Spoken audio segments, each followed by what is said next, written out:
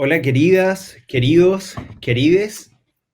Vamos a dar un minutito, un tiempo, un ratito para que empiece a conectarse la gente que va a estar acompañándonos hoy día. Así que vamos a esperar un ratito mientras ven esta hermosa tarjeta de fondo. Nos vemos en un minutito.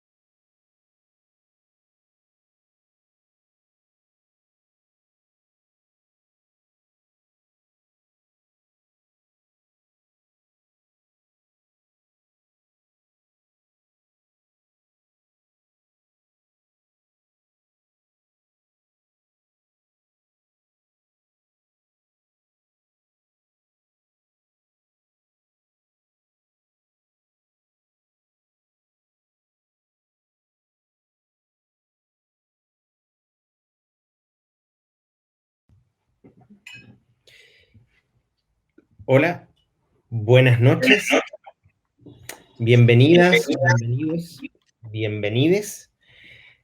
Damos inicio a nuestra segunda sesión del seminario, copucheo, conversatorio llamado Fragmentos de un colchón en llamas. Soy Cristian Aravena, soy dramaturga e investigadora. Y generé una serie de instancias a propósito de una obra que estoy escribiendo que se llama Mama San, o La historia de un colchón en llamas, que habla sobre VIH y migración. La obra cuenta la historia de Sandra, una mujer mayor, y su hijo, ambos diagnosticados con VIH, pero Mama-san, como le dicen a Sandra, es el arquetipo, pero Mama-san es diagnosticada en etapa SIDA. Ella es el arquetipo de la madre latinoamericana, es decir, madre esposa antes que mujer, arquetipo. Ambos van deambulando de un espacio social en ruinas a otro, y el relato va transformándose poco a poco en una genealogía de hitos de la peste tanto en Chile como en México.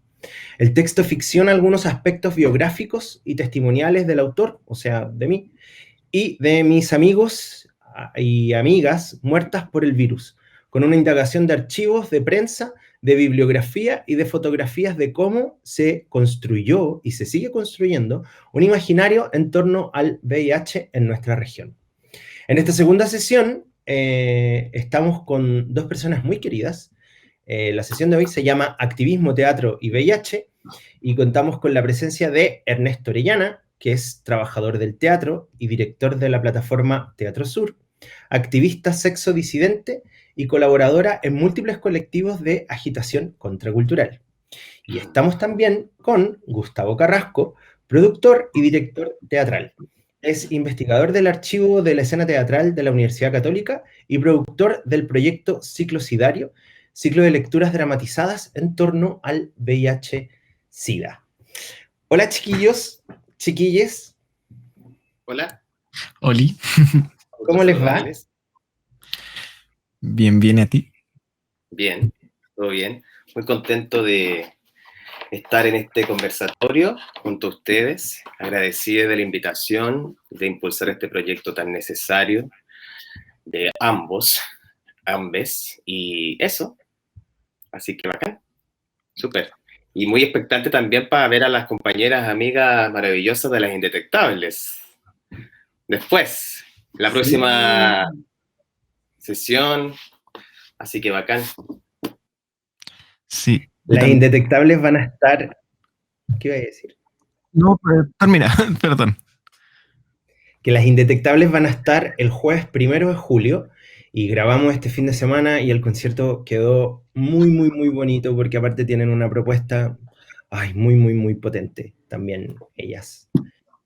Oye, qué rico que estemos acá, pues que estén acá, que nos podamos convocar sobre todo en este mes, que para mí es un mes de protesta, es un mes de, como he ido agitando en redes, de mucha protesta, porque hay muy poco que celebrar, nos siguen matando, sigue costando sangre, estas políticas del pinkwashing, de la limpieza de lo gay, lo hemos visto con el ejército sionista, por ejemplo, que es el mejor, peor ejemplo de lavado de imagen con el tema de lo gay, de la gaysicidad, de este gay capitalismo que nos agobia en este mes, que es de revuelta. Entonces, la invitación en primera instancia, igual que la semana pasada con las chiquillas, es situarnos en el asunto como primera detonante. Es decir, cómo me relaciono yo con el VIH, no voy como al estado serológico, si lo quieren compartir no hay ningún problema, pero voy a la relación que establecemos en términos de cómo vinculamos nuestra propuesta de creación, nuestra propuesta estética, nuestra propuesta de agitación teatral. Entonces, cuéntenos un poquito de los proyectos de ustedes que vinculan el teatro, el activismo y el VIH. ¿Qué parte? ¿Ernesto? Bueno.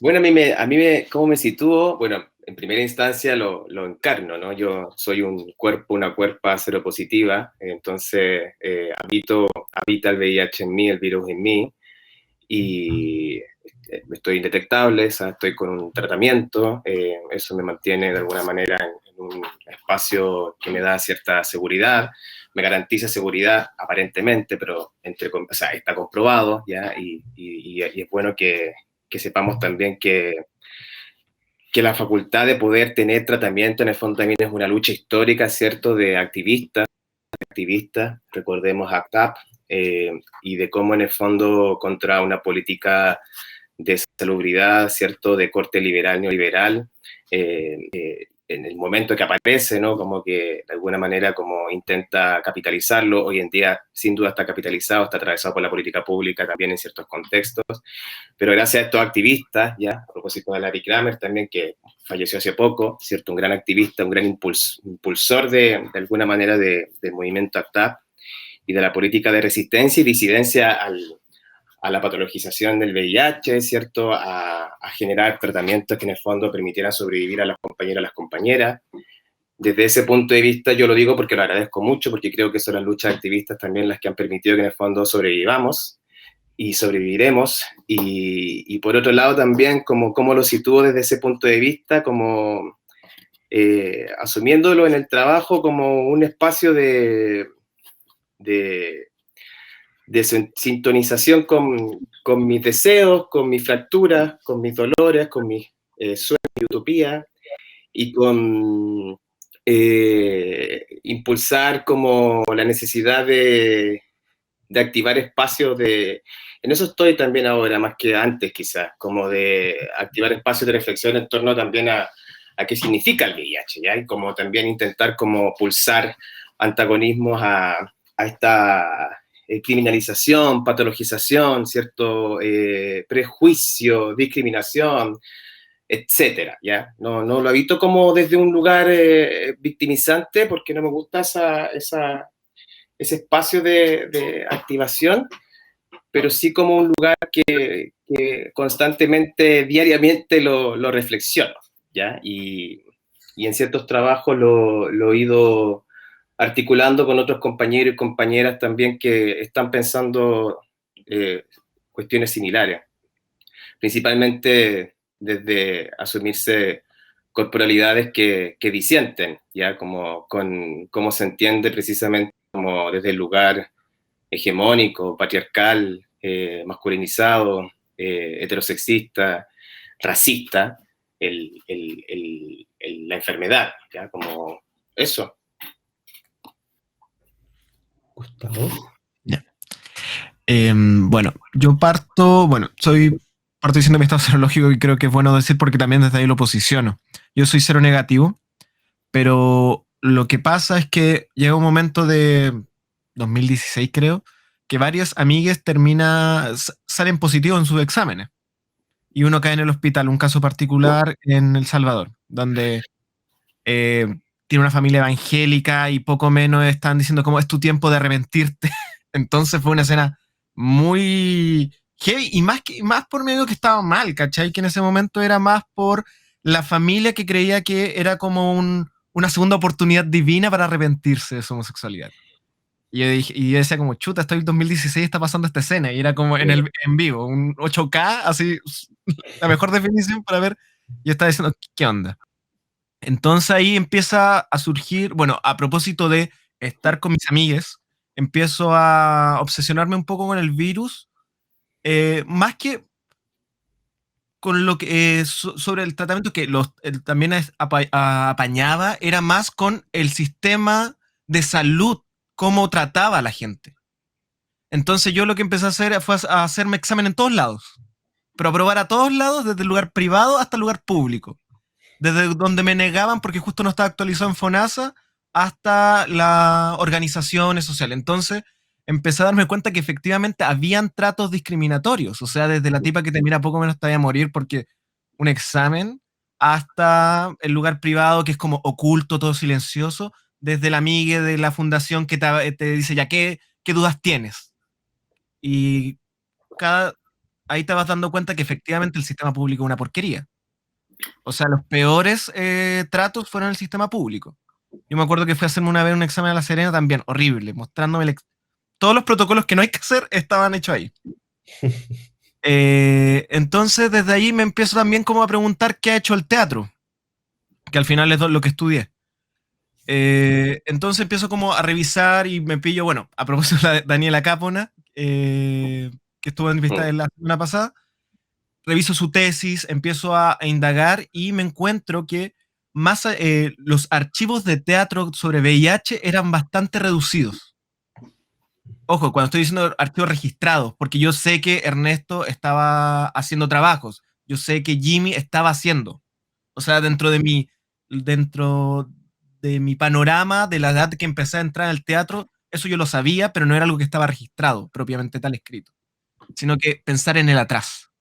Y que también habían ciertos tópicos que habían cambiado, que de repente en la escritura oficial se establecía una mirada muy de los 80. Bosco Cayo dice desde una forma de mirar los 80, que era como la víctima, la persona que está muriendo, una victimización así como pobre los males.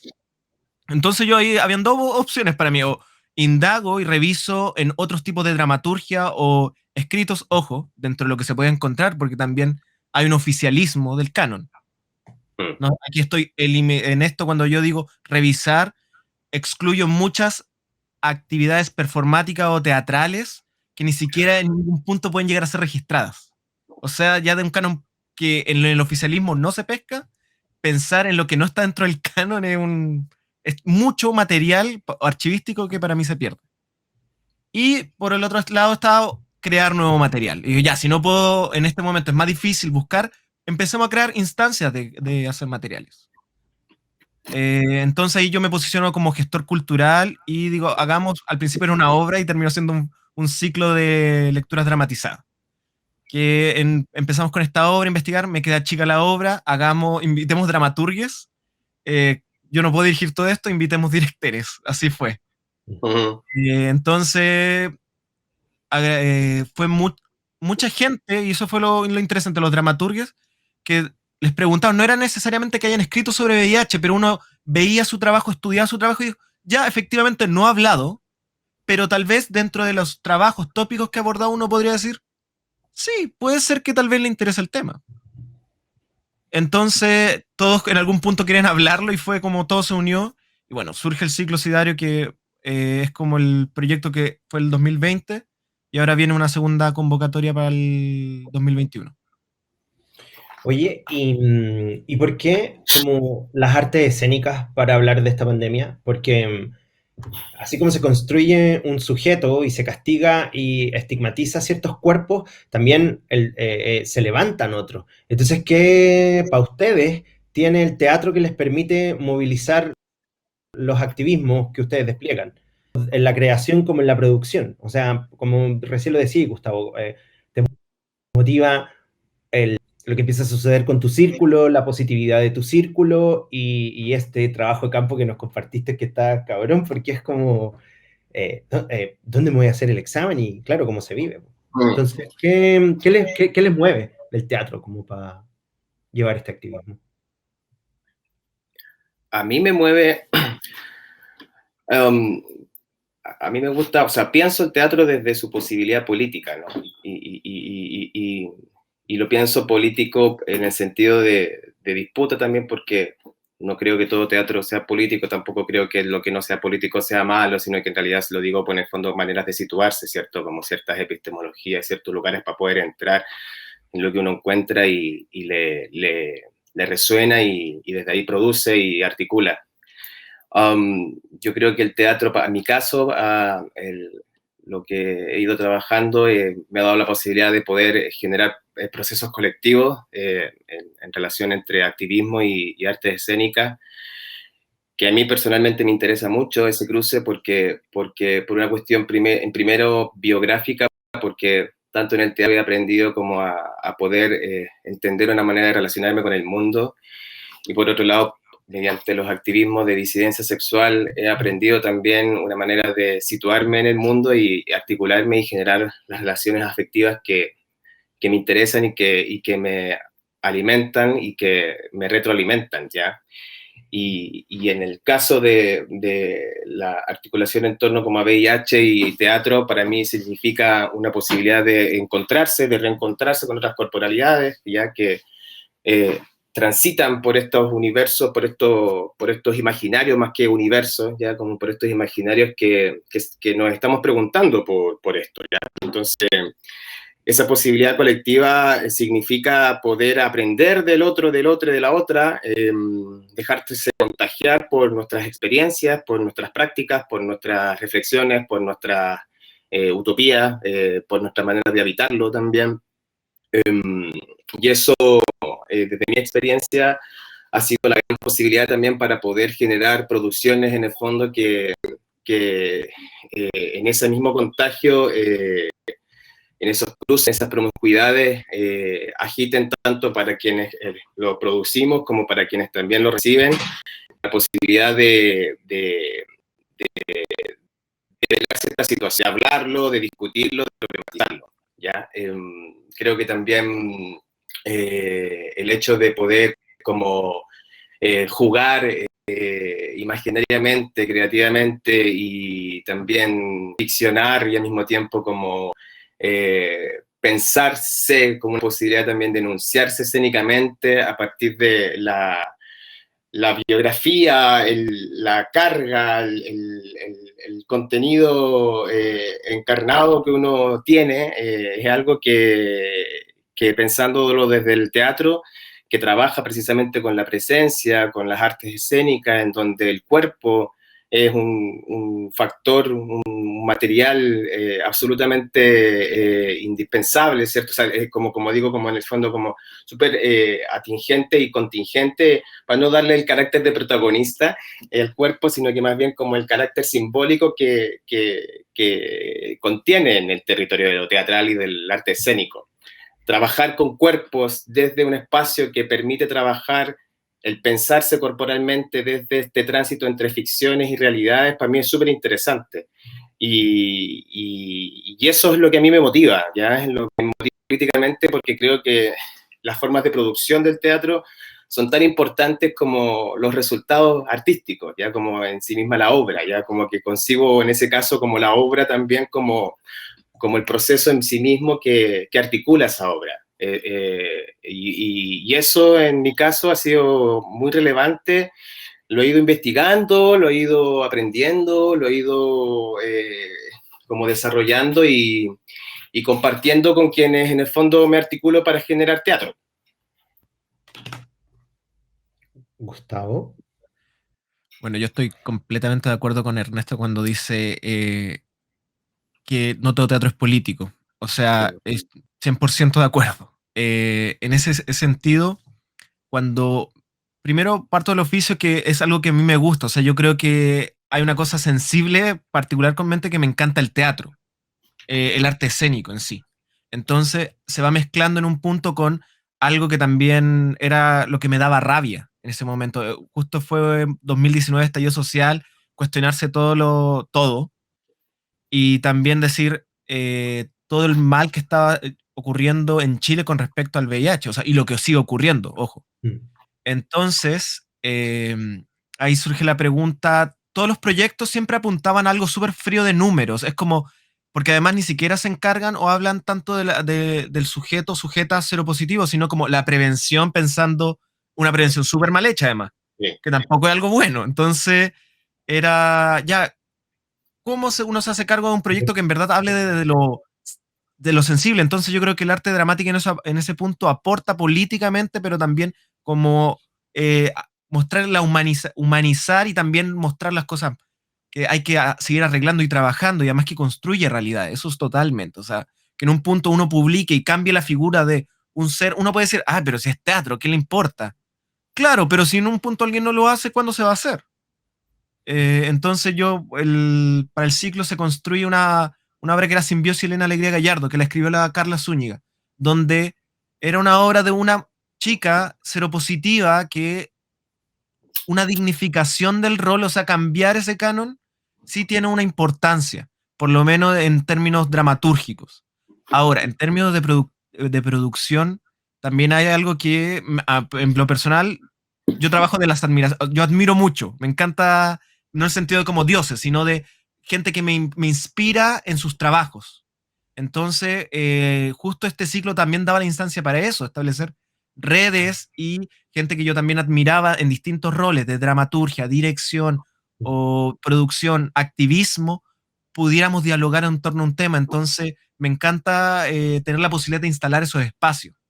Entonces, donde al final la autoría, efectivamente yo podría decir, ya, soy el representante como el que firma la cartita, pero eso en términos prácticos es poco nada vale cuando en verdad hay una red de trabajo por detrás que vale oro, ¿cachai? Para mí.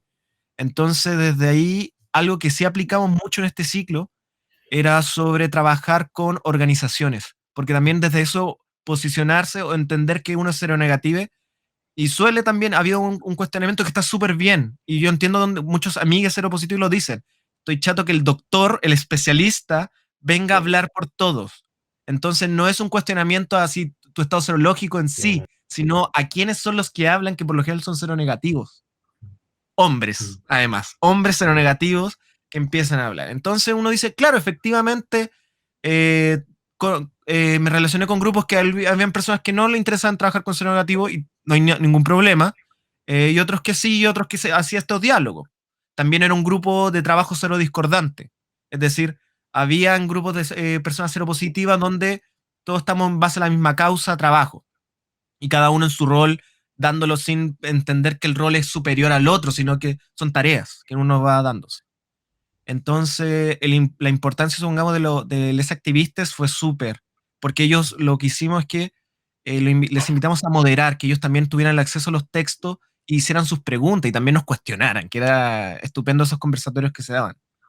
Ahí estaba Lucas, Me tocó ver eso. Nasti Sudaca, Manduca, sí, Lucas Núñez, Nasti Sudaca, Noelio Peña, estaba Matías Escenaria y Maricueca también estaba ahí presente. Entonces eran unos hermosos. hermosos, Sí. pues, total, y eran unas instancias muy bacanes. Un besito para ellas.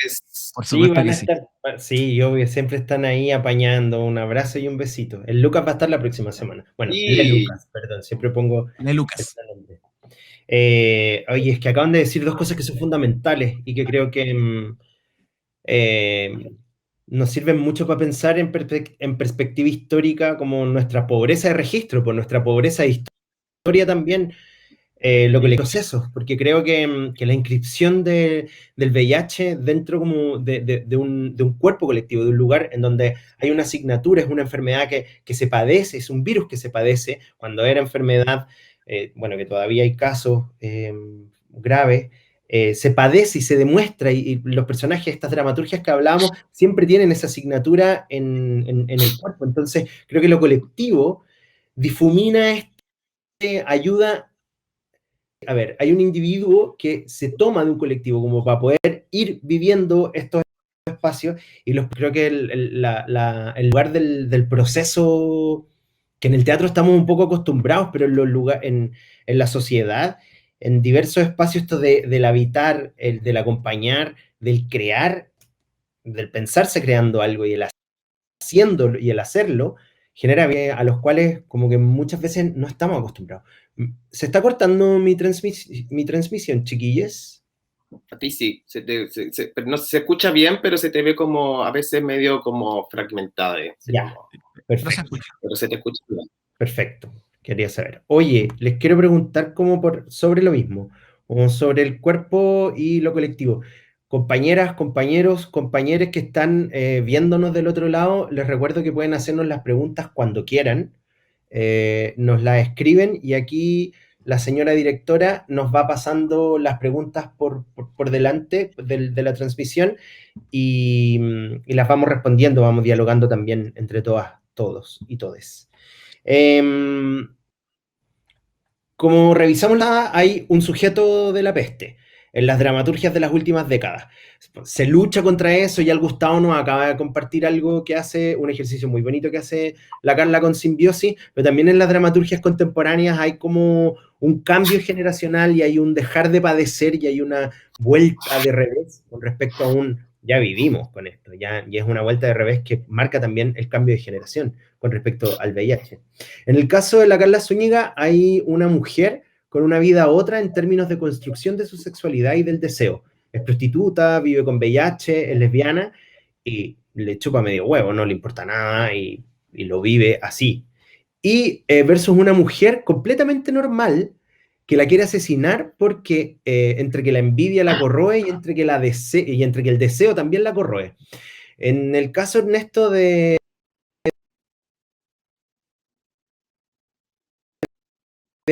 demasiada libertad sexual y une transmarica, todos activistas de sus causas.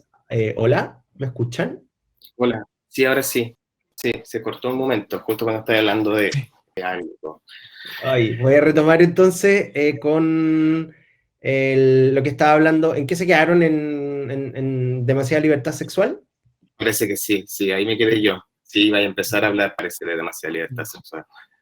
Ya, entonces, estaba hablando como de la sujeta que construye la Carla Zúñiga en Simbiosis. ¿Sí? Y ahora Sí, sí, sí. retomo con la obra que está justo en Santiago Off, tuya, Ernesto, que se llama Demasiada libertad sexual los convertirá en terroristas, donde hay una activista gorda, un travesti, una prostituta, un sidoso y un transmarica.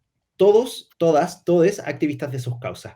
Entonces, ¿cómo creen que se está configurando este nueve sujete en las creaciones teatrales del último tiempo? ¿Cómo lo han visto ustedes? Como, ¿cuáles son cuáles son las historias que está habitando y también qué está disputando? Chuta. Bueno, dos cosas. Más que sidoso, yo diría positivo, allá como activista positivo, más que rol sidoso, como para hacer esa pequeña como corrección y también, como no una obra mía, una obra colectiva, de un proyecto colectivo. A mí me pasa que, bueno, no sé, como Yo me pregunto por la invisibilidad también de este tema y de este problema a lo largo de tanto tiempo en el teatro, como por qué en el fondo ha pasado aquello, pese a que incluso hay grandes artistas, incluso como muy reconocidos, otros no tanto, que han padecido y que han sido víctimas también del VIH-Sida. O sea, y más lejos Andrés Pérez, ¿no? Muere por problemas derivados del SIDA. No es tampoco algo como casual, yo creo, como que su gran obra, a mi parecer, La Huida, la parta escribiendo en el año 74, un año después del golpe, por todo lo que significa también, y la instala también en ese contexto, y la logra estrenar recién en el 2001, ya como 27 años después, 2 años después, 3 años después de la despenalización de la sodomía, Cambio de siglo, como su última obra, meses antes de morir, ¿cierto? Como que hay todo, y yo creo que hay algo ahí que también hay una especie de fisura que a mí me parece súper interesante, sobre todo lo que ocurre con el cambio de siglo. Y cómo los movimientos también de disidencia sexual, derivados de alguna manera en disputa con los movimientos de diversidad sexual y previamente los movimientos de liberación sexual que devienen en el movimiento de integración sexual al modelo neoliberal, homosexualidad de Estado, como dicen algunos activistas, ¿cierto? El homonacionalismo, empieza a generar un quiebre en los imaginarios sexopolíticos que permite de alguna manera que se vayan articulando distintas esferas de acción, tanto dentro de la universidad, las escuelas, los colegios, las prácticas artísticas, un contagio. Las yeguas del apocalipsis, si bien en el fondo no trabajan propiamente directamente tal, en el fondo el problema de VIH está indiscutiblemente, ¿cierto?, ligado, ya ellas mismas lo han dicho así. A mí me pasa que al menos lo que yo he presenciado, lo que yo he visto, lo que he tratado, lo que he investigado, ya me ha parecido también como ciertos lugares en el teatro que redundan en un espacio más bien como, ¿cómo decirlo? Como a partir de la visibilización, sin duda, ya, y hay, pero que en lo general, para hablar en lo general, y después de tenerme en ciertos casos puntuales, como también mencionaba la semana pasada Daniela Capola, como por ejemplo con el Teatro El Riel, ¿cierto? Como que también es muy emblemático en términos de política comunitaria, que además está de aniversario, ya, este año por ahí cumple tantos años, lo estaban celebrando hace poco, para ellos y ellas, compañeros, compañeras del teatro comunitario. Creo que se ha ido visibilizando muy levemente, pero también desde una óptica que a mí me parece que no logra de alguna manera, en ciertos casos, como señalar como propiamente tal, como ciertos lugares de disenso a cómo se habita también el lugar del VIH, ya como hay ciertas retóricas que pertenecen más al espacio de una cosa más bien como melancólica, como muy cercanas a unas retóricas de autovictimización y victimizaciones y yo me pregunto también por esas pulsiones que significan, por ejemplo, precisamente lo que constituyeron las prácticas y los grupos activistas que dieron pulsión a que precisamente la lógica de la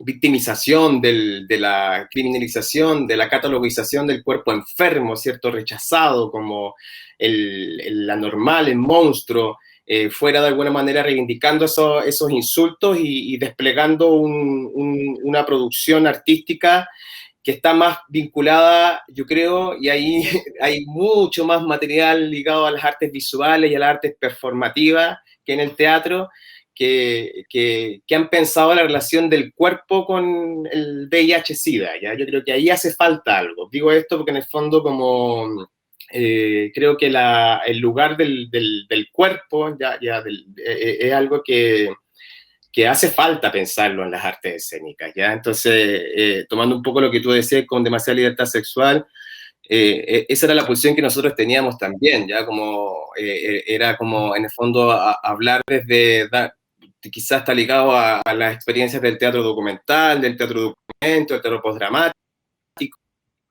que ya no estamos trabajando directamente preestablecida, de corte, llámese, no sé, aristotélica o no, ¿cierto? Pero la forma tradicional de generar producciones teatrales que se quiebran en ciertos lugares cuando empezamos a trabajar en el fondo con los contenidos que la misma corporalidad y en sí misma trae, ¿no? O enuncia y se posibilitan espacios de articulación artística para que eso se despliegue.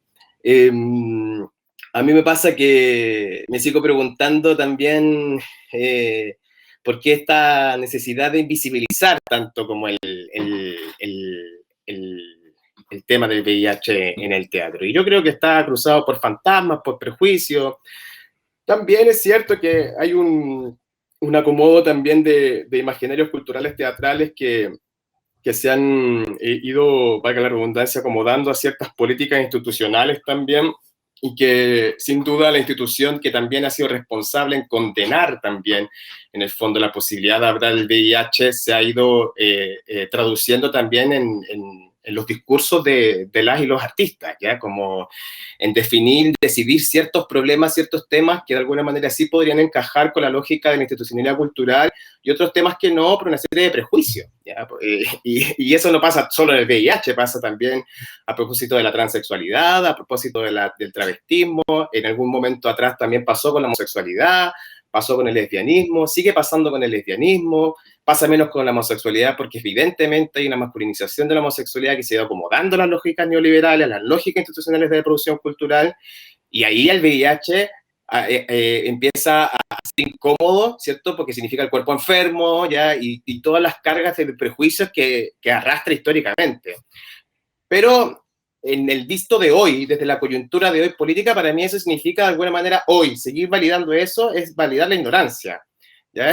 Entonces creo que así como lo han hecho tantos grupos, llega el momento que eso se tiene que quebrar, se tiene que romper, se tiene que desarmar para posibilitar efectivamente que desde el teatro se anuncien estos problemas, para desprejuiciarlo, en ningún caso normalizarlo, sino más bien invitar a como a reflexionarlo y a afectarnos también por aquello, ¿ya?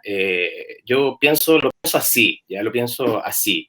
Y lo pienso desde la posibilidad de encontrar espacios que ofrece el teatro que tienen relación con la poesía, también con el universo del mundo poético que ofrece el teatro para poetizar, para poder de alguna manera generar espacios lúdicos, ¿cierto? Muy lejanos a las retóricas también existencialistas de los programas de prevención de VIH-Sida que han hecho los últimos gobiernos, que en el fondo reproducen la lógica de victimización y criminalización, ¿ya? Estigmatización y homogeneización de los discursos, porque sabemos que el VIH-Sida siempre ha sido asimilado a la categoría homosexual, se invisibilizan a los heterosexuales por razones obvias, ¿cierto? Que viven con VIH-Sida, se invisibilizan a las mujeres que viven con VIH-Sida, peor aún, se invisibiliza a los cuerpos racializados que habitan con VIH-Sida, que son la mayoría hoy en el mundo, ¿ya? Donde más gente con VIH en África, y eso no se habla, ¿ya? No se habla, ¿ya? Lo tengo anotado aquí porque me gusta darlo, o sea, compartirlo, porque son cuestiones que hay que compartir, ¿cierto? De las 33 millones de personas, hay 36 millones, 4 décadas combatiendo el VIH. 33 millones de personas muertas, 38 personas viviendo con VIH hoy en el mundo. 25 de esas 38 millones de personas viven en África, y la gran porcentaje y la gran mayoría sin tratamientos antirretrovirales porque no tienen los recursos para poder financiarlo, por razones obvias, ¿cierto?, de la geopolítica que organiza el norte global versus el sur global, ¿ya? El 83% de personas que hoy actualmente mueren de SIDA ocurre en África. Evidentemente que ahí también hay un problema de racismo institucional, geopolítico, tremendamente relevante, que generalmente olvidamos de decirlo cuando hablamos de cómo ha ido atravesando el VIH como imaginario, VIH-Sida en el mundo, ¿ya? Entonces, son cuestiones que yo creo que es necesario como cruzar, transversalizar para poder insistir en problematizar, ¿cierto? Esta, ¿cómo decirlo? Como otra edad que se hegemoniza desde la institucionalidad política neoliberal, capitalista, cultural, ¿cierto? Que hace que esto en el fondo desaparezca. Y Chile Ya, es lo que está pasando en un país tremendamente neoliberal. Es obvio que eso ha pasado acá. Como Muy obvio, ¿ya? conservador. El problema es que ahora tiene que cambiar. Así yo valoro mucho lo que ha hecho Sebi, valoro mucho lo que está haciendo el ciclo Sidario, valoro mucho el activismo del Víctor Hugo Che de los Gays por toda su práctica activista histórica, la insistencia en problematizar estos discursos. Valoro la investigación de Daniela Cápana, como muchos y muchas que han de alguna manera articulado estos problemas desde la esfera de lo artístico ligado a las artes escénicas, performance, teatro. Una pequeña cosita, yo creo que ahí es que acabáis de tocar dos temas que son clave. O sea, yo te había escuchado una vez, no recuerdo dónde, que habéis dado estas cifras de África y ya veníamos conversando que, claro, se venía diciendo, no se puede comparar ambas pandemias, si bien tienen puntos de origen, ambos son virus, tienen muchas cosas, no se pueden comparar porque, o sea, 40 años más tarde hay una amenaza de vacuna y claro, porque el coronavirus afectó a toda la población de todo el mundo, supuestamente sin discriminar en un comienzo. Principalmente el norte global del mundo, ¿cierto? Que después se transmite a India y sabemos lo que está pasando en India, terriblemente empobrecida ese país con lo que está pasando. O sea, que digáis que el 83% de la gente que muere de VIH está en África, hay un problema político racial. De SIDA.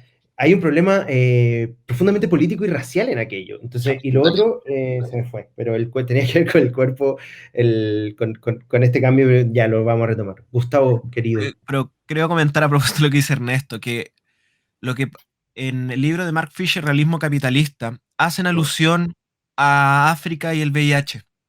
A propósito de un teórico socialista, que no me acuerdo el nombre, así que no, pero está todo en el libro de Mark Fisher, que al final eso es profundamente el sistema neoliberal, porque ahí está toda la industria farmacológica.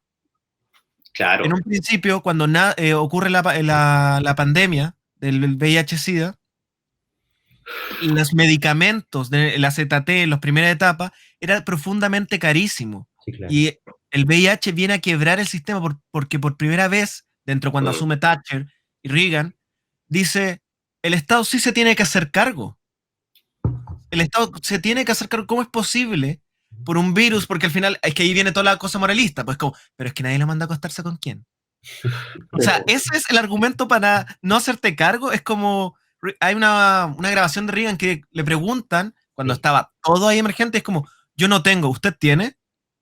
Esa fue la respuesta del imbécil. O sea, era una sordera tremenda, que ahí están todos los grupos de activistas que lo hacen ver, pero era la industria farmacológica, o sea, el aumento, el cobro excesivo. Y entonces, ¿cómo enfrentar o afrontar la pandemia? Es quién puede pagar más. Al final era como, sálvate el que tiene más dinero. Y ahí viene todo el quiebre. ¿Qué pasa en el ejemplo de Chile? ¿Por qué en un punto empiezan a, sumado al trabajo de los activistas, obviamente, es porque aumentan las cifras de VIH? O sea, nosotros fuimos somos uno de los 10 países con mayor aumento de casos de VIH en el mundo. Sí. Y donde tenemos, desafortunadamente, curiosamente, al ministro de ese entonces, Antelices, con el aumento, es que es culpa de los extranjeros que ellos trajeron. Eternamente. Culpa de Venezuela. Culpa de todos menos nosotros. Nosotros estábamos súper bien. Y donde empiezan y echaron a mucha gente de ahí, de haitiana, a sus países cuando esto ocurrió el 2018, 19, 17, 18. Donde habían mujeres y hombres seropositivos haitianos que estaban en pleno tratamiento, mujeres embarazadas seropositivas, en pleno tratamiento, que las devolvieron a Haití. Chadwick, que era el ministro en ese entonces, nunca respondió. Santelices, que después fue cambiado por el otro, nunca respondieron. Y esas personas, y ahí hubo una lucha de médicos y médicas que decían, o sea, si devuelven a estas personas a su país, las van a matar. Porque en Haití no van a poder tener tratamiento. Y eso estaba pasando en Chile, en pleno 2018. Entonces, es una cosa que siempre ha estado latente. Y con respecto al teatro, yo creo que lo que va pasando es algo que creo que es fuerte, primero por este canon de hombre institucional de las dramaturgias que establecemos, porque igual cuando hablamos, como dice Ernesto, la virilización de la homosexualidad, igual también aún sigue siendo yo como el canon, como ya las obras gay, las obras cola. Y la otra las performance de las trabas. ¿Cachai? Entonces hay una... aún no es el teatro. Entonces, ya por cosas de trabajar en el archivo, yo revisaba como ya el top 10 de las obras del 2001, a propósito de la huida. Y entonces estaban obras que dirigían ciertos directores, que son bien machitos a mi parecer, pero eso era lo que estaba como haciéndose en el teatro. Como no, porque aún sí un canon, y también yo creo que hay un punto que el no querer decir si hablo de VIH, van a pensar que soy positivo y me van a casillar y me van a cerrar las puertas, que yo creo que hay una estigmatización en el teatro, que el teatro muchas veces critica, pero no hay una autocrítica en las prácticas patriarcales, xenofóbicas, tremenda. Entonces, me pasó a mí chistosamente, a mí me da risa, porque a mí no, que era como, hice el proyecto y era como gente diciendo, te felicito por haberlo dado vuelta. Y yo, ¿qué? ¿Dar vuelta a qué? No, pues porque tú eres. Y como que además te lo hacen como sutil, como, ¿qué? Eso, pues, positivo. Y yo como, Eso. ¿no? Eso. Entonces era como, y uno dice, ya, dale, si quiere creer que estoy positivo, dale, si no es algo que me afecte, ¿cachai? No me problema a mí en mi vida, pero me causaba mucha curiosidad esa cosa de que al momento que alguien habla de un tema, más allá y primero borroneando todo el grupo que había detrás, era decir, no, esta persona está positiva y la logró, dio vuelta a su problema, su enfermedad. Entonces, una cosa también bien condescendiente con el ciclo, yo decía que loco o sea, obviamente con los conversatorios ahí uno dice, basta y no, y también uno lo tiene que parar, pero era muy chistoso en mi caso, pero obviamente también hay una indignación en eso, es como que loco en este 2021 aún exista esa lógica de pensamiento dentro del teatro, que eso es lo que me llamó más la atención, porque hubiera entendido en algún punto que mi tío o el vecino entienda que no es tal vez el medio artístico, pero el mismo medio artístico me decían eso, y me llamó profundamente la atención. Sí, de hecho, como justo hablaba, la Carla también hablaba del canon la semana pasada, y ese canon que hace como que, o sea, es que también muchas veces en el teatro se nos olvida como que hay una persecución dentro, incluso hay una cosa medio plumofóbica, hay una cosa, por lo menos en la generación que nos tocó a nosotros, y ahí Ernesto fue para mí, en ese sentido, como un gran compañerito cuando entré a la escuela de teatro, porque había una cosa como medio aporofóbica, bastante clasista. Yo venía con el Ernesto, nos conocimos cuando vendía diarios para entrar a la escuela de teatro, vendía diarios en la Plaza de Armas. Y ahí había una cosa, y ahí se instaló. Conocimos la Blondie. La Blondie. Sí, hermoso. Pero ¡Que vuelva la Blondie! Por favor. Por favor, que vuelva la Blondie. Y Club Bizarre. Club Bizarre, ya que me van a dar ganas de carretear. Aquí mismo. Dale. Cambiamos las LED, cambiamos la redonda y le ponemos colores. Bueno, pero sí, pues hay una cosa en el canon de una masculinización también de la homosexualidad y una hegemonía blanca y de cierta construcción de arquetipo también de clase respecto a esta homosexualización. Brígida. Hay un mito instalado respecto a que la gente ya no muere de SIDA. Al menos entre nosotros, en nuestro circulito, nos pasó que nuestro Wally nos dejó hace unos años, el Richie, compañerito de la Católica, José, que fue parte del proyecto Club Bizarre, dentro del círculo de Lander, por ponerle un nombre. Acabo de tirar 3 nombres de personas cercanas en 10 años. Gustavo, tú hablabas sobre las muertes de compañeros migrantes, que incluso lo mencionaste ahora hace poquito, la política de deportación fue y es una política de muerte al cortar el tratamiento de los antirretrovirales que recibían. ¿Hacia qué comunidades dirigen ustedes los esfuerzos estéticos como teatrales? Cuando las imaginan y cuando las vuelven concretas. Hay una reflexión a la que ambos llegan luego de leer al VIH en retrospectiva, y es que hay como una vuelta de mano respecto al neoliberalismo y al Estado.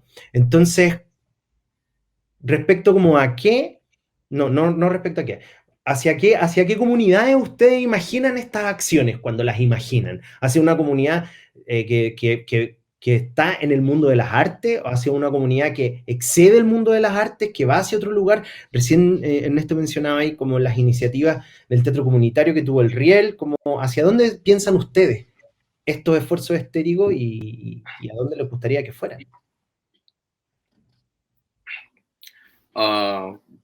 ¿Le quieres dar tú, Gustavo? ¿Ya? Para romper el orden, porque Sí, Bacán.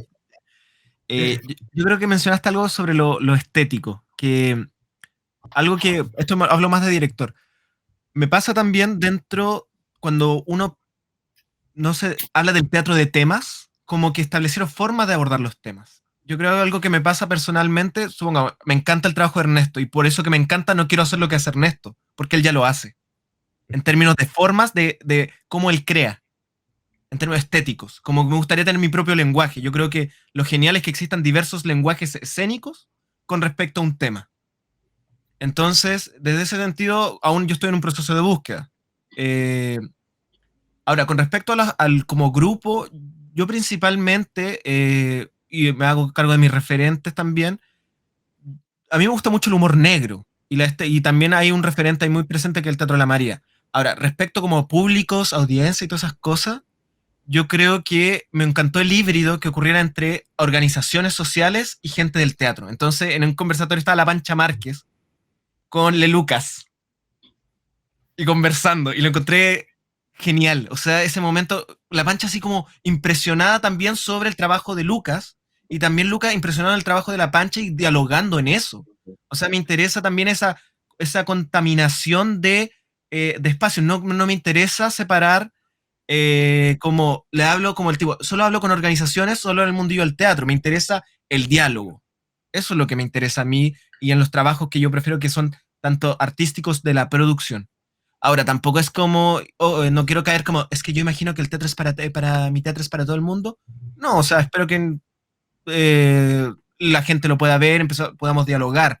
Pero yo creo que apunto a eso, buscar eso, o la instancia que estoy creando, que ocurra ese diálogo entre esos dos grupos. Entonces, ahí también hay unas ciertas, tal vez, formas en que lo abordo que pueden ser más propias de la arte escénica, que es, tal vez no hay tanta performance en lo que estoy haciendo o lo que planeo hacer en este momento.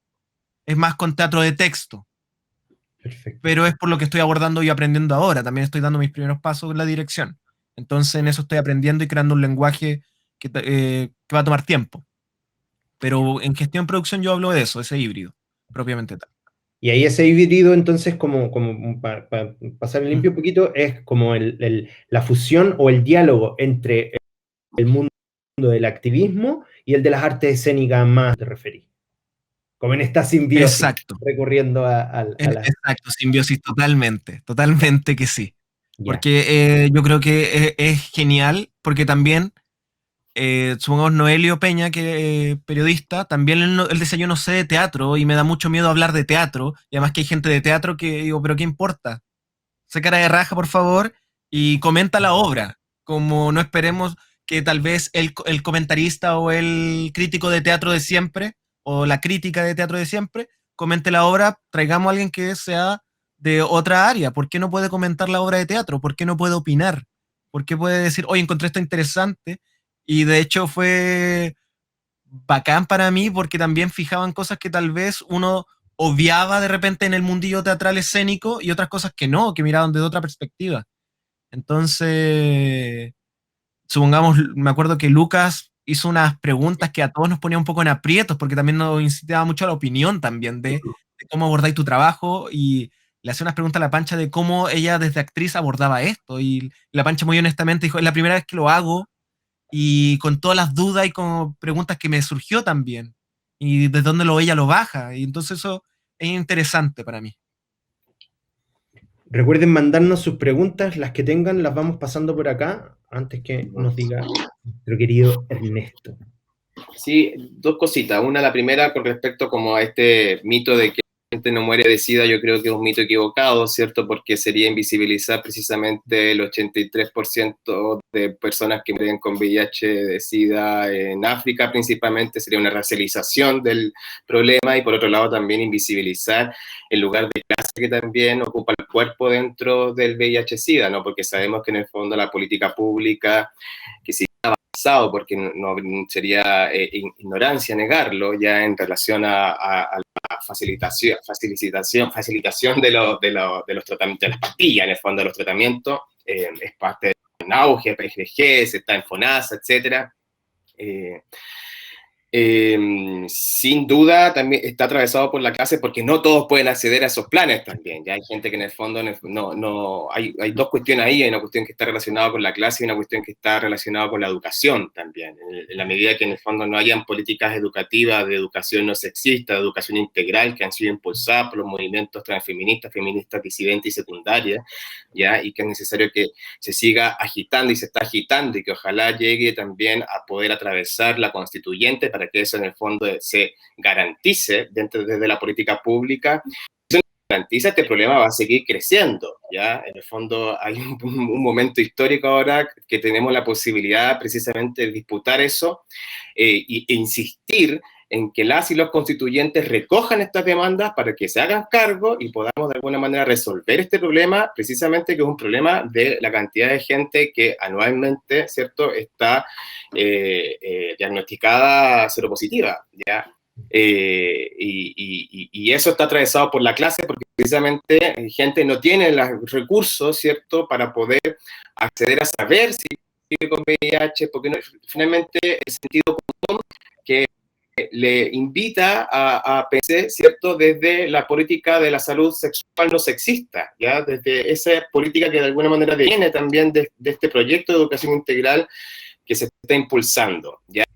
Entonces, que la gente ya no se muere de SIDA es falso, es cosa de ver las estadísticas, ¿ya? Y hay que conocerlo, hay que pensarlo y tenemos que preocuparnos mucho, ¿ya? Sobre todo por la cantidad de gente adolescente y joven que en este minuto está, ¿cierto?, siendo diagnosticada, ¿ya? Y que mucha gente no sabe tampoco que vive con el virus, ¿ya? Y eso no se va a resolver si no se resuelve la educación. Y por otro lado, también tenemos un sistema de salud privado, público, que genera una categorización, ¿ya? La gente que en el fondo quiere acceder a mejores tratamientos ya está de alguna manera derivada también como por el sistema de ISAPRES, ya hay todo un sistema muy perverso dentro de esto, ya, que excluye, que discrimina. La misma pandemia nos dio evidencia de eso, activistas lo denunciaron, ¿cierto? La política pública se encargó de facilitar los tratamientos como correspondía, ya hubo mucha gente que con la pandemia no pudo acceder a sus tratamientos porque no podía llegar, porque ya llegar incluso al hospital a poder buscar las pastillas significaba un riesgo, ya, y eso la política pública no se hizo cargo. Después pasó lo mismo con el tema de las vacunas, si se les preguntaba o no se preguntaba, seguimos reproduciendo en el fondo una ineficiencia de parte de la política pública, del Ministerio de Salud, principalmente el Ministerio de Educación, que no se ha hecho cargo de esto y que lo ha invisibilizado y lo ha desplazado. Es algo importante. Sin embargo, como bien decías tú, ¿ya? Aparece un virus, el coronavirus, y todo el norte global del mundo en menos de un año, ya en un año y medio y pico, ¿cierto?, se organiza para generar una carrera ya farmacológica de poder generar una vacuna, como nunca antes había visto la rapidez de la historia del mundo, ¿cierto?, con privilegios exclusivos para ciertos lugares geopolíticos del norte, ¿ya? Y la pregunta es ¿por qué la vacuna contra el VIH no existe? ¿Cierto? O no se le pone esa urgencia política, ¿ya?, que las grandes potencias le han puesto el coronavirus. Y ahí es una evidencia específica que dice relación también con que efectivamente la farmacología se ha acomodado a los tratamientos, ya tiene, entre comillas, resuelto este problema. Sin embargo, tenemos un continente que no está resuelto, ¿ya? Y eso significa finalmente una institucionalidad racista, cabal, profunda y política, ¿ya? Y bueno, eso con respecto a eso, y con respecto como a lo que me preguntabas o nos preguntabas del teatro, en qué público, en qué audiencia, cómo pensar las estéticas relacionadas con quién uno quiere compartir lo que hace. A mí me gusta pensar el teatro desde la perspectiva comunitaria. Sin embargo, como me gusta también pensarlo políticamente, ya también pienso en los contextos donde se va a situar, ya, y se va a producir. Y esos contextos van variando, ¿cierto? Y hay tres lugares que a mí me interesa pensar, que es un lugar que dice relación con sujetos y sujetas que en el fondo se desplazan de la norma heterocentrada, culturizada y masculinizada por la tradición cultural histórica en Chile,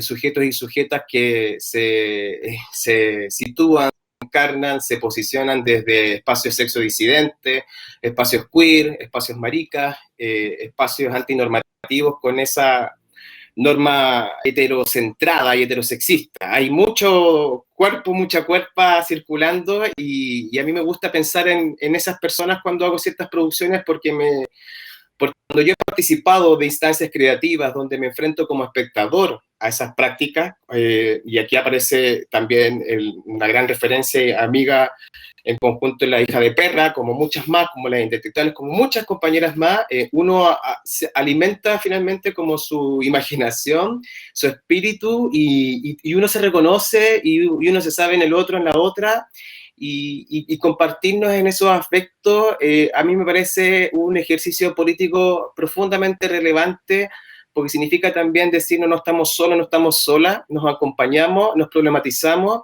desde este lugar de marginalización también de esta institucionalidad cultural que de alguna manera reivindicamos también.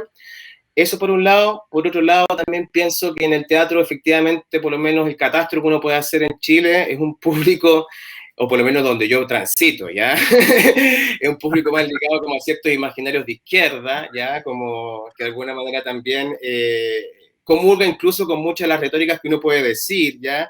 Pero precisamente en ese imaginario de izquierda a mí me parece también de alguna manera provocarles, ¿ya? Provocarles porque creo que también hay un anquilosamiento también a ciertas retóricas y ciertos discursos que están muy heterocentrados en una idea clásica de la izquierda, muy masculinizado, y meter el dedo en la llaga ahí para generar las contradicciones que el teatro produce, a mí me parece súper interesante, porque de esa manera también aprendemos y desaprendemos, ¿ya? Y ahí hay un público muy atractivo para poder provocar. Pensar que el teatro, al menos para mí, es un ejercicio de provocación moral, ¿ya? Para desmoralizar, desnormalizar, ¿ya? Y por otro lado, un público que es principalmente como categorizado como heterosexual, ¿ya?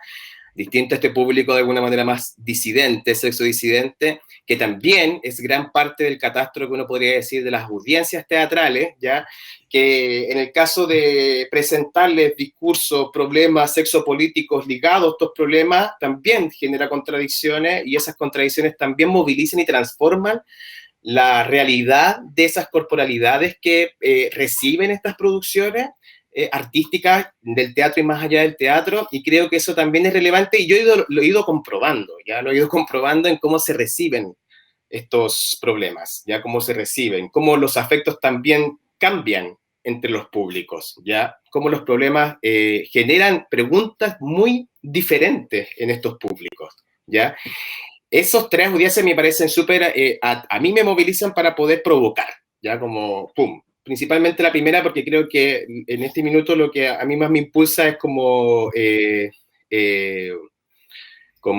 reconocernos también, ya como en nuestras prácticas como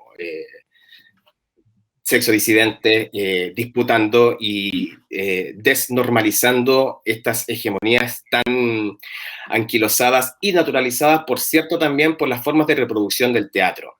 Desde esa perspectiva, decir también que preguntarse por las representaciones de género, sexo en el teatro, el tipo de cómo uno representa, creo que es una cuestión, a mi parecer, ética, ¿ya? Frente al llamado también que tanto los feminismos como los transfeminismos y las disidencias sexuales han interpelado al imaginario cultural hegemónico, oficial, ¿ya? De corte neoliberal.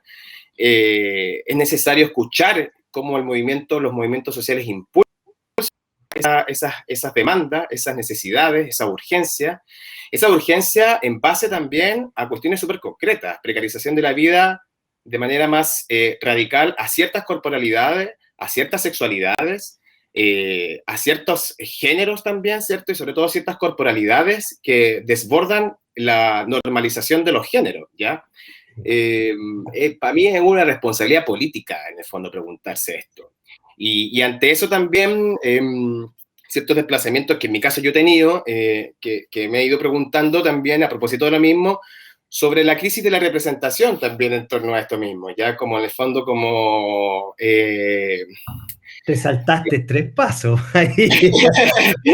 como en el fondo como pasar, como en el fondo como a Tres preguntarse como cómo se representa lo que se representa, ya cómo se representa lo que se representa, volviendo a lo que dije en un principio, pensando que el lugar del cuerpo es una disputa política, ¿ya? Y el cuerpo y el arte escénico es cuerpo también, ¿ya? Entonces, creo que ahí hay cosas que hay que como desentrañar muy profundamente.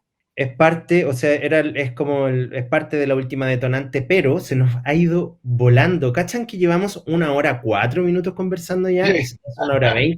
Vamos a mostrar un fragmento de Mama-san, lo dejamos para el final para no cortar la discusión, pero hay dos comentarios hay comentarios y preguntas.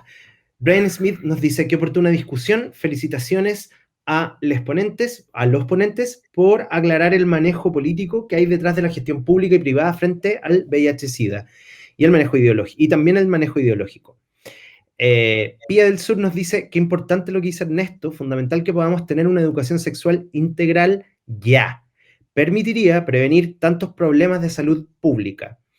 Pía del Sur nos pregunta, ¿piensan vincular sus proyectos a espacios educativos en algún momento? O sea, absolutamente, Pía. Yo creo que hay, o sea, cuando planteaba la pregunta por el mito de que ya no muere gente por SIDA, sí, po, hay una población ahí que a mí me ha tocado entrevistar y levantar relatos, sobre todo adolescentes, que piensa que ya, o sea, hay tratamiento, los antirretrovirales, ya nadie se muere, que quien se muere es como ya, y es heavy porque eso tiene un imaginario que también hay una clase a la cual no está teniendo en cuenta, hay una raza a la cual esta generación no está tomando en cuenta, y eso es brutal, por un lado. Y sí, yo por lo menos en términos personales, el vínculo con los adolescentes, incluso con los niños y las niñas, a mí es un vínculo que siempre me ha interesado mucho y que por lo menos yo creo que en alguna etapa de este proyecto de la escritura de Mamazán sí va a haber una bajada de lectura ahí tomándonos del hermoso trabajo que ha hecho Gustavo con su gente, con su manada. Habrá en alguna instancia. ¿Qué piensan ustedes de las instancias como para los colegios, para los espacios educativos? Sí, perdón. De hecho, a propósito de estas retribuciones, tuvimos que hacerlo en colegios de Quilicura, en un colegio. Ahora, particularmente fue mucho más complicado porque por la pandemia entendemos que colegio público también tiene, porque al final el tema, bueno, yo creo que el tema de los colegios privados de derecha por lo general es un sesgo ideológico, moralizante, de que no hablar de esos temas. Y en el colegio público que, entre comillas, tienen que hacerlo, obviamente la pandemia ha afectado el acceso a los estudiantes, o sea, eran muy pocos los niños, niñas, que accedían, pero hubo cosas curiosas. Cuando presentamos un par de lecturas y estamos haciendo la actividad de mediación, habían chiques que aún pensaban que VIH se transmitía por besos, por saliva. Y yo dije, wow. Y habían cosas sobre indetectable igual intransmisible que la docente no tenía idea tampoco. Y se supone que es la profesora de ciencias naturales, y uno dice como, chuta, hay algo que hay que hacer un trabajo de educación, o sea, lo que dice Pia totalmente, o sea, y Ernesto, hay que hacer una educación sexual totalmente, es fundamental, o sea, Sí, y de perdón, a propósito de algo de Ernesto que habías dicho sobre pandemia, etcétera, yo también hubo un estudio hace poco que salió que los espacios públicos no están realizando test de VIH. Entonces se viene un segundo aumento, algunos dicen, de casos positivos porque dicen, ha bajado, efectivamente ha bajado porque no se han realizado exámenes. Claro. Y de hecho fui un día a comprobarlo a un CEFAN y justo, claro, pues yo, como le había comentado, estaba desactualizado en FONASA y me dicen, no, pues no puedes realizarte tú el test porque no estás registrado. Y ahí como que saltó todo lo loca furiosa y como, tú no sabes la ley, no sé cuánto, tú me estás negando los derechos. Sí, bueno, hablé con la jefa, no sé cuánto, vamos a hacer una excepción. Y ahí dije, es que tú no estás haciendo ninguna excepción. Tú no tienes por qué hacer excepciones, es una ley. Tú no tienes que hacer eso no es excepción, es mi derecho.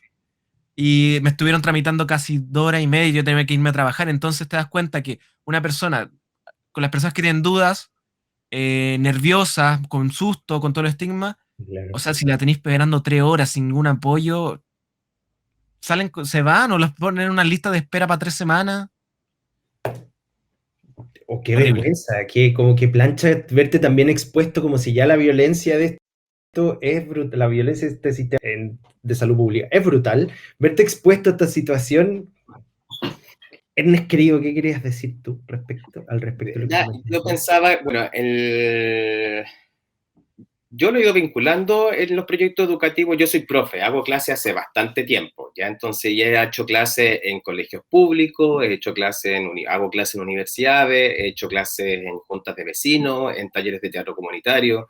Tengo un proyecto que se llama Escuela Itinerante de Teatro, que se dedica en el fondo como a generar espacios de producción colectiva teatral basado también en las biografías de quienes conviven en el espacio de la comunidad.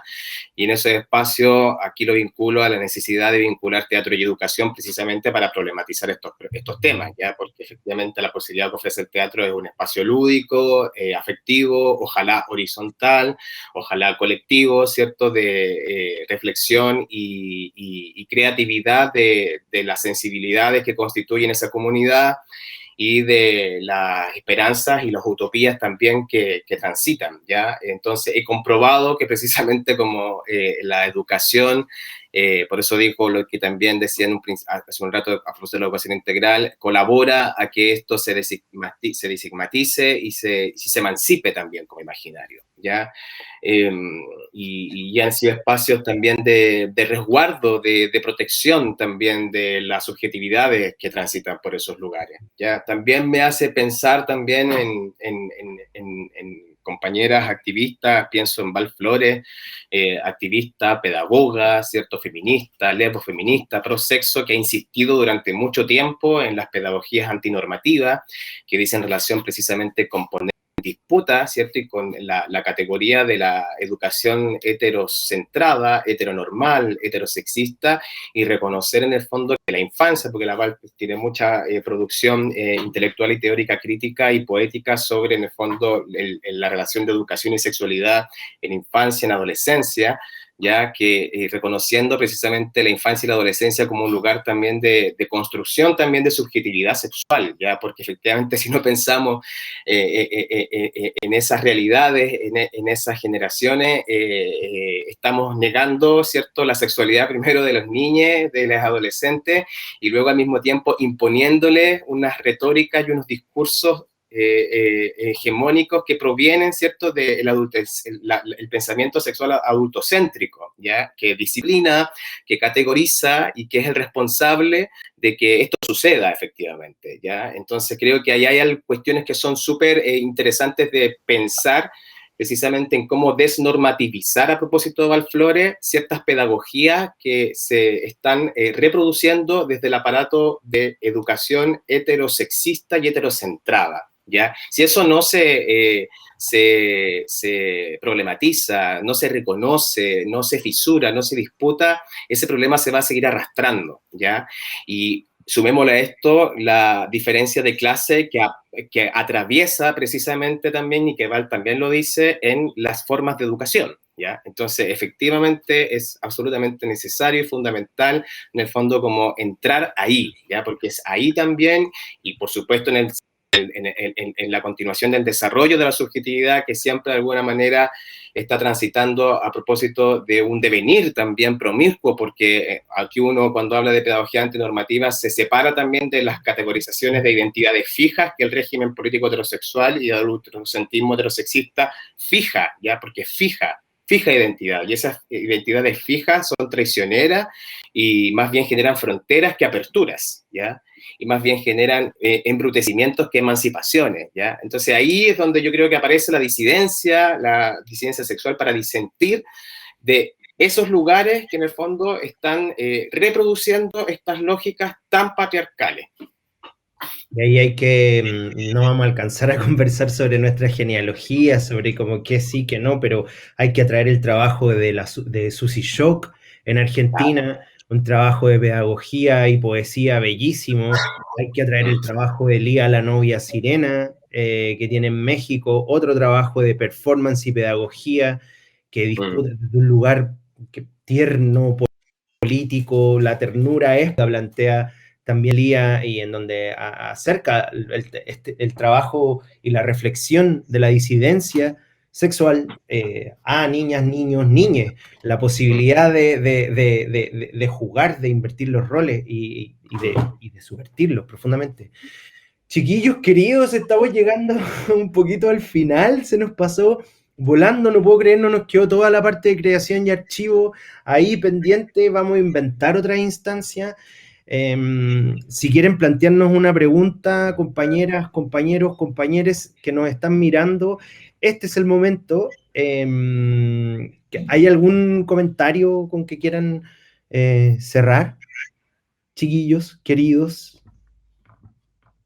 Yo agradecer la instancia de conversación, de problematización y que eso, como celebrarlo y, y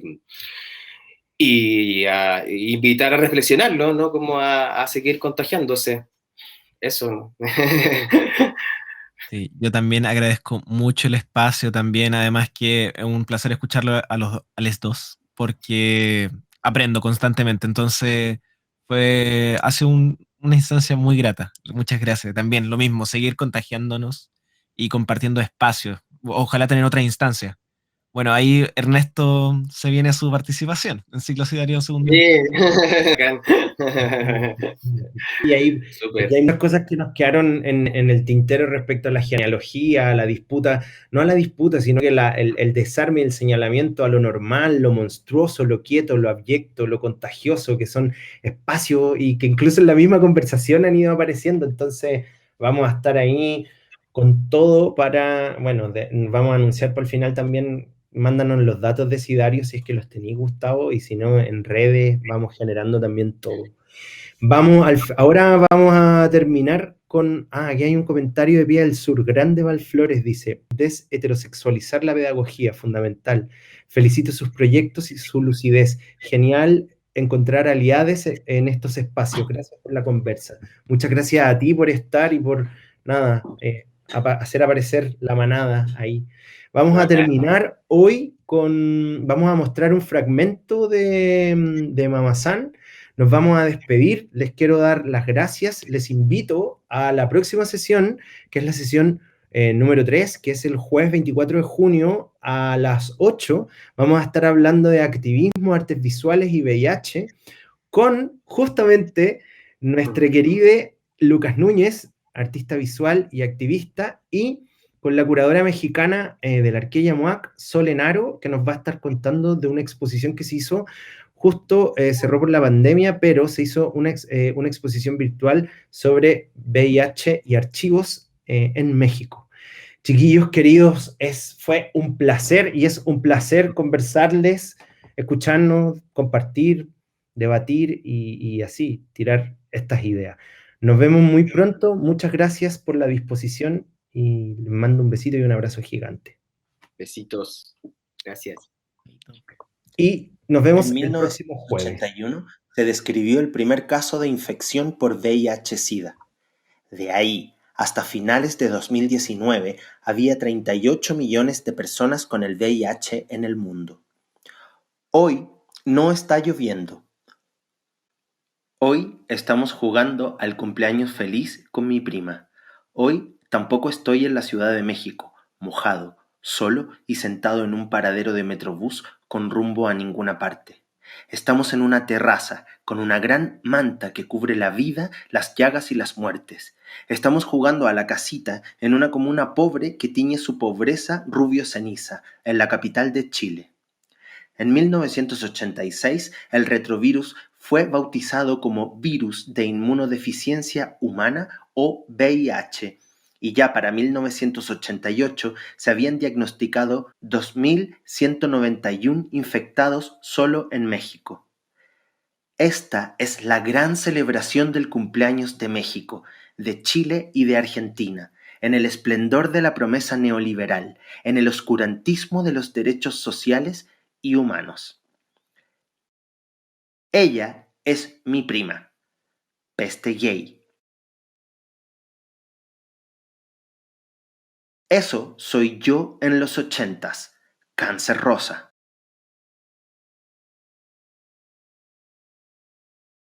Y él es el hijo de mi nana, bueno, o sea, de la nana de mi abuela.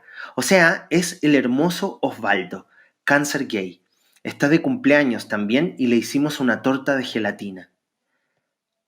Con él jugábamos al papá y al papá, o a la mamá y a la mamá, o a la mamá y al papá. Y descubrimos nuestros cuerpos cuando mi prima se iba.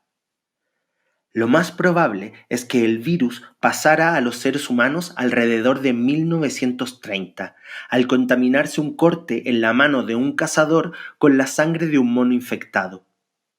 En 1983, medios nacionales informaron sobre el primer caso de SIDA registrado en México. Es enero, es marzo, es esa fecha del año calurosa, hay harta pierna y short.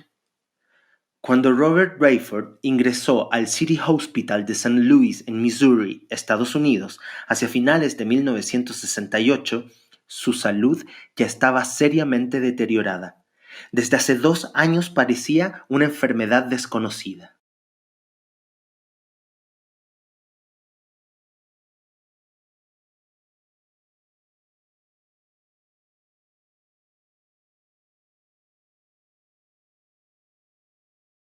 Yo tengo 6 años, el Osvaldo 7 y mi prima 4.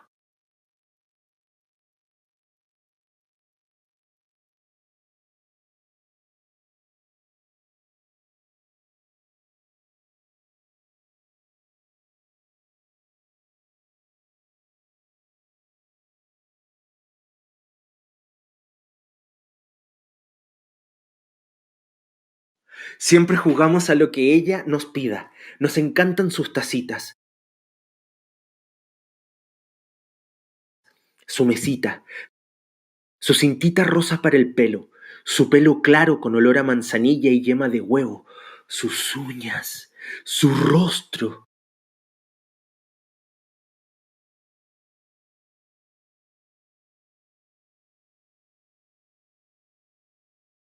La arreglamos, la pintamos, nos pintamos, nos encanta su ropa, amamos sus Barbies. Ella es como una para nosotros. Nosotros somos sus amiguitas coleccionables. Nosotros somos Barbies piratas y mi prima siempre es de Mattel y nos encanta. Es la Rusia de la Pobla, es la güera del barrio, la rubia villera, la rubia cabeza.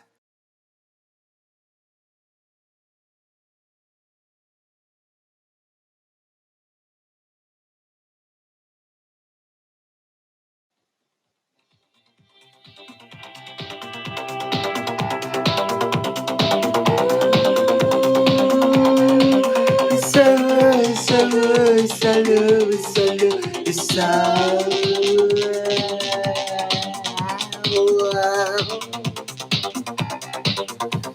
Shoo, esse frio, esse low, esse low, esse low, esse low.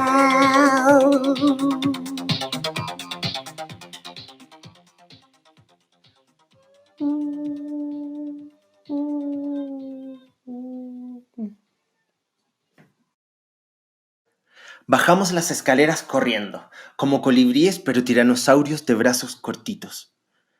La noche del 15 de mayo de 1969, finalmente Robert falleció de neumonía y es el primer muerto registrado de SIDA en Estados Unidos.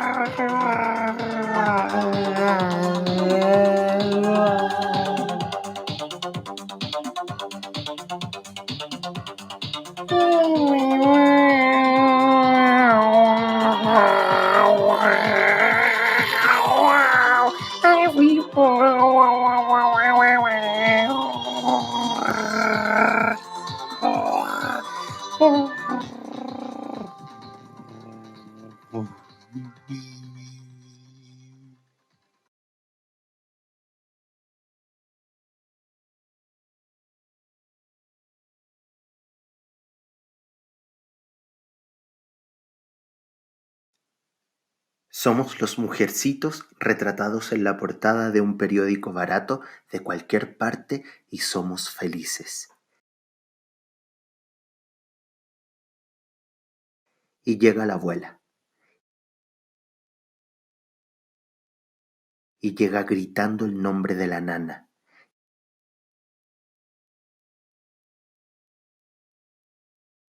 Llega tratando fuerte a la nana. Ningunea a la Marta. La pobretea. Le dice que qué indecencia. Echa a la nana. Osvaldo, maquillado, llora y me apunta. Te voy a matar si no modificas tu construcción genética como yo. Es lo que me dijo, le digo a la abuela. ¿Eso te enseñan en tu población, cabrito? Le dice mi abuela. Osvaldo me mira con terror. Yo lo miro altiva, mientras me echan un desmaquillante de bofetadas. Mi abuela le dice que no le va a pagar nada, y la Marta la escupe a la cara. La Marta, la nana, su mamá, recoge sus cosas y se lleva al amor de mi vida de un ala. La madrugada del 22 de agosto de 1984 falleció Edmundo Rodríguez, el primer paciente diagnosticado con VIH en Chile. En México, Barbie tiene su propia entrega de premios para reconocer a mujeres que inspiran. El Osvaldo llorando y aleteando es lo último que puedo ver.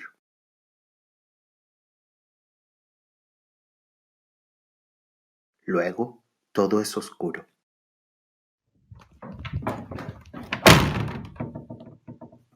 Luego, todos son ratas.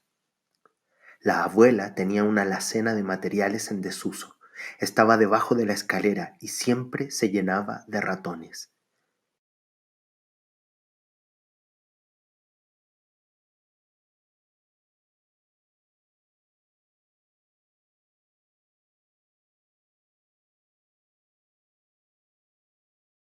Me tiró adentro. Recuerdo ver manchitas de colores mientras gritaba, lloraba y pateaba la puerta, todo al mismo tiempo.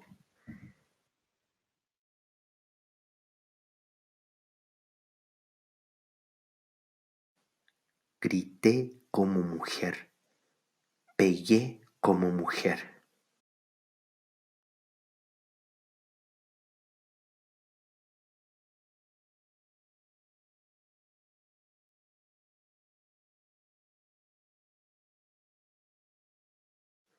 La abuela abrió la puerta, llorando, me abofeteó, me abrazó y me dijo, es por tu bien. De ahí en adelante construí una cercana relación con la abuela. Ese fue mi primer castigo por mamazán. Ese fue mi primer castigo por mujercita. El primer enfermo de SIDA que hubo en el mundo fue registrado en 1959 y era un hombre perteneciente a una tribu africana. Ese año fue la Revolución Cubana y 67 días después apareció Barbie. Ha sido de todo.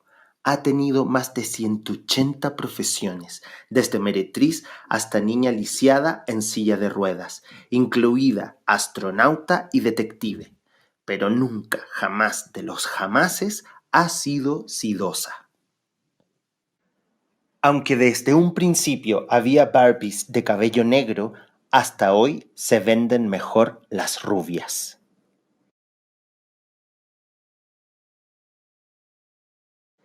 Algo no cuadra, pero cada 3 segundos se vende una muñeca Barbie en el mundo.